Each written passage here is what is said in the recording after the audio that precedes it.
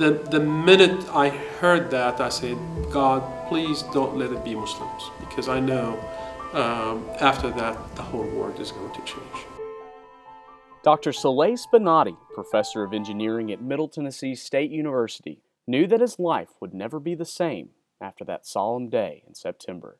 The next day, anticipate what's going to happen to the Muslim community in general here in the United States, and what are we going to encounter here in Murfreesboro. Dr. Spinati was right about predicting that outlash would come to the Muslim community, but he didn't expect it to come to Murfreesboro almost a decade later. Comes June 17, 2010. Ask how many Jews have been killed by Islam. Where about 350 people stormed the courthouse demanding from the mayor to speak. Y'all on the wrong side of history. The wrong side of history. This outrage all stems from plans for a new Islamic Center to be built just outside of Murfreesboro. I don't think they were reasonable to start with. Imam Usama Balu, the religious leader at the Islamic Center of Murfreesboro, doesn't understand where this hate came from. We never hurt anyone. I understand some radicalism exists within the Muslim community, but in our community in Murfreesboro or Rutherford County or Middle Tennessee, we never did anything bad with anyone. But we heard something that we have never experienced before. Oh, they're here to kill us.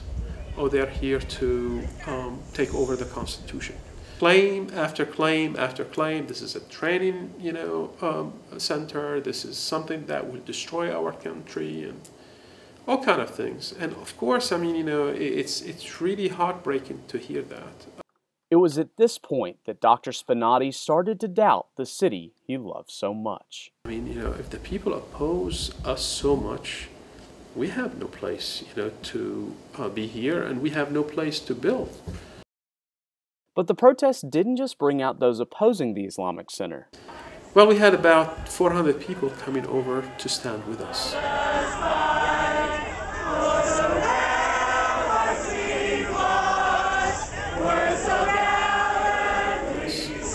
And now, it felt, this is the city that we knew. This is the people that we knew, and it felt really great. But inside the courthouse, some members of the community let the commissioners know how they really felt. How did Hitler ever come to power? How did that ever happen? And it's because people just turn a deaf eye. They're afraid. And like I said, I was afraid coming here tonight. Concerned citizens were not the only ones that spoke up. Next, we have Mr. Alan Jackson, senior pastor of the largest church in Middle Tennessee, weighed in. I would submit to you, we have a duty here at home to understand thoroughly the nature, the intent, the funding of any group that is being invited into our community. But everybody knows who's trying to kill us, and it's like we can't say it. And that is a scary thing. We have got to wake up and say what's going on in this country before it's too late. Even with the public outcry, the city voted unanimously to allow the Islamic Center to start construction. I don't look to this as winning or losing issue. When I say to them, we don't have anything in our heart against you. And when I extend the hand full of peace. The problems were just beginning for the Islamic Center of Murfreesboro. So August the 28th at night, they dosed these with fire accelerant, and they torch a big hauler on fire. Months later, they were back in the courtroom. They were really clever in what they did. They have a lawsuit against the county. Attorney Joe Brandon Jr. used this argument against the center. This is not religion, this is not a religious institution, so therefore they should not grant us a permit in the first place.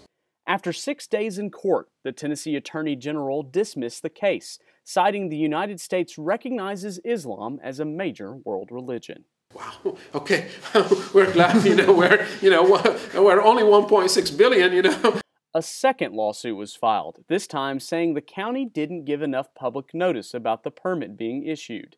An injunction was put into effect, halting construction immediately. After a lengthy tug-and-war legal battle, the Federal Justice Department issued a certificate of occupancy to allow the Islamic Center to finally open their doors. And we had, 500 people coming, kids, enjoying, lining up for popcorn and cotton candy and snow cones, It was a huge celebration that some began to believe would never come. Coming up later in the broadcast, the Islamic Center of Murfreesboro has now been open for 14 months, but does that mean the controversy surrounding the center dies down? To answer that question, we went all the way to the state capitol.